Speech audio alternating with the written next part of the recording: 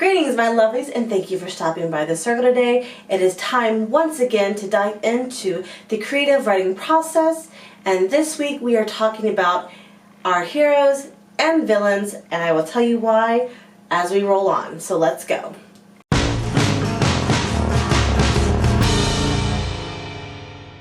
Normally when people are doing these types of videos, they sort of split your heroes and villains into two different distinct videos.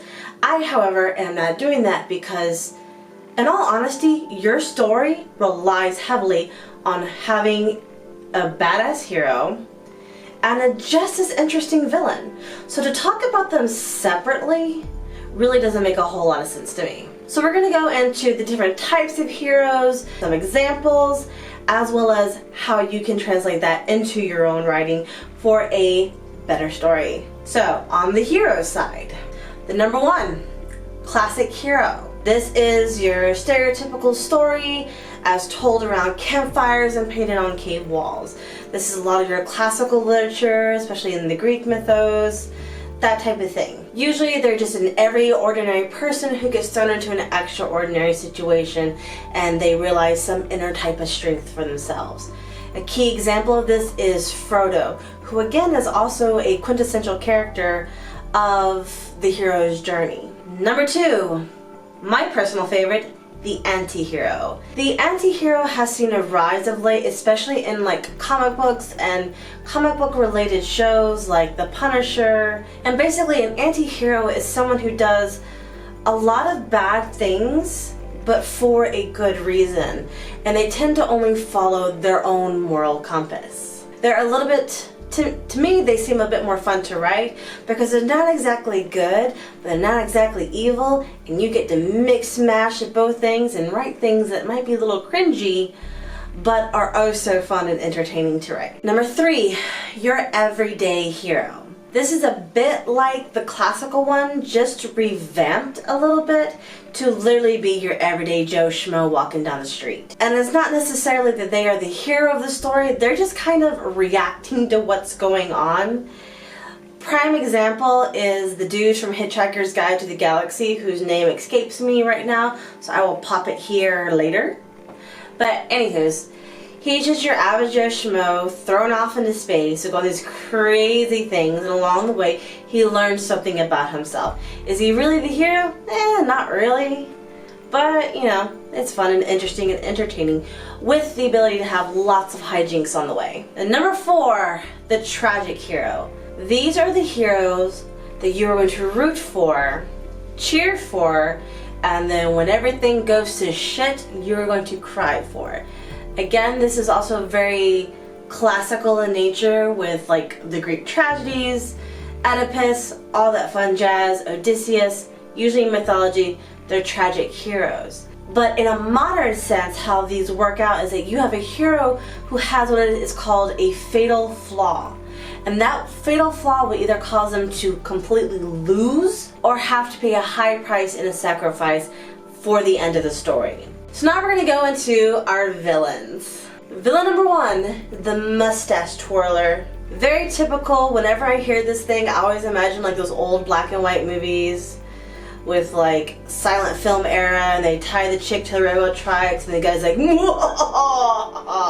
yeah, that guy. He's just evil for the sake of being evil and having fun with it. Not really multi-dimensional. Perfect example of this is Ronan from Guardians of the Galaxy. He is such a mustache twirler, it hurts. He's just evil. He's just a jackass who basically is Space Hitler to some degree. And it's just, there's nothing interesting or fun. He comes off as preachy and like, oh my god, I can't wait for you to die. So we're like, yes, by the time he ends. Yeah, no one likes a mustache twirler, and unless you're doing like a parody of something, don't do that shit. Like seriously, stop it. Number two, the Masterminds.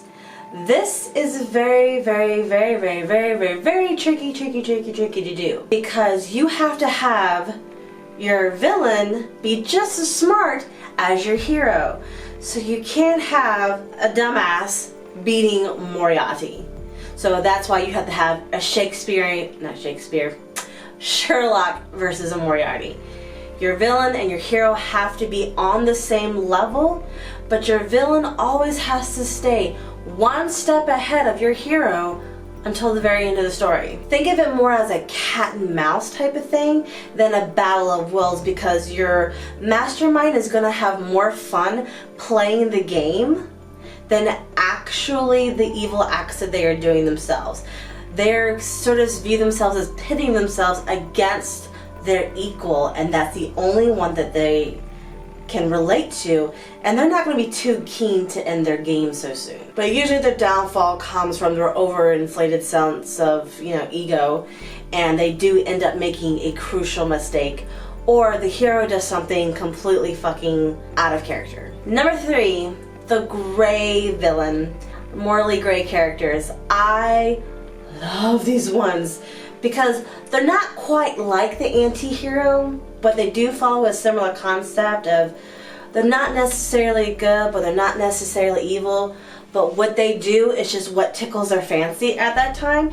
And a prime example of this is Loki from the Marvel Cinematic Universe and Catwoman from the DC comic universe. Neither one of these characters are good or evil kind of in and of themselves. They sometimes work with the hero, sometimes they work against the hero, sometimes they have their own stories where they are the hero of it. So villains like this, and I use the term villain loosely, basically lets you do whatever you want. You have a lot of creative and wiggle room to roll around with them, and these typically the types of characters that your readers are gonna absolutely love. And then number 4, the polarizer. This one's very interesting and can be very tricky to do because you often hear the phrase two sides of the same coin. So when it comes to it in a villain standpoint, your hero is battling against your villain who they think is a bad guy. But those who are behind the villain think that the villain's actually the good guy. And they're kind of on the same wavelength, they just have two different ways to go about doing this. And a prime example for this is Professor X and Magneto. Both of them want what's best for the mutant community, they just have two different ways to go about it. Those who follow Professor X's mythology of working with the humans see Magneto, who is trying to raise mutants above humans, as the bad guy. Whereas Magneto, who's sort of seen the humanities are just a bunch of jackasses, realizes that they're never going to be safe unless they are the dominant ones.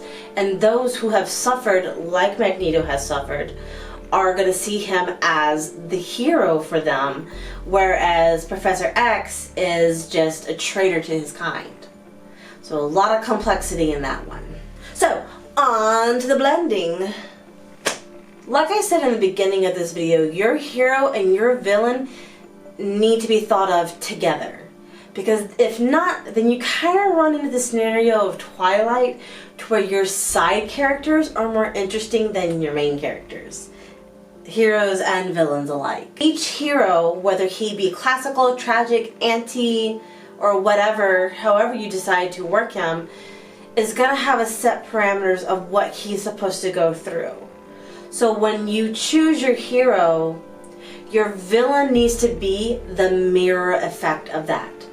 So if you have a classical hero, you need to have a classical villain, which is going to probably be something along the lines of either a mustache twirler or a dark entity, dark lord thing like Sauron. If you have an anti-hero, then they're probably going to have a morally gray villain who makes the hero question their morals or push them. Like Frank Castle. He is the epitome of an anti-hero, and he has his own set parameters of what he's supposed to do and what is right is wrong. But when his best friend becomes sort of the little mastermind cat and mouse type of things, it raises him into question, is he really a good person or is he just creating some more shit for himself? Especially when we're in season 2 where he ends up creating Jigsaw. And thinking of your heroes and your villains together can also affect how your story ebbs and flows. You can even split it up to where you have dual perspectives. One from your heroes, one from your villains, and they can mesh and bounce back and forth. And this would actually be kind of interesting because then you could sort of blur the lines between who is a true hero and who is the villain. But overall, what you really need to have is well thought out characters. You may have a hero or a villain that does not fit into any one of these that I went into. I just kind of went for the most common. There are thousands of them that are out there. But as long as your hero is a well thought out, well-rounded character that is okay, mostly okay in the beginning, but kind of fucked up, goes through a journey and becomes better on the other side, then you're good. Your villain needs to have a rich, complex story with an iota of empathy. And that's what I think a lot of people tend to forget. We also need to feel for these characters, good or bad. They need to be human to us, because that's how you get your readers to have an emotional connection. So add some softer sides to your villain, and that in turn will make them more well-rounded. Before I bounce out today, don't forget to like and comment on your favorite videos to be entered in to win some awesome secret prizes in celebration of this channel's 1-year anniversary. Yay! When I'm not here, you can find me trolling around, playing around on my other social media sites here listed below. That is all that I have for you, and I will see you on later on the circle. Bye!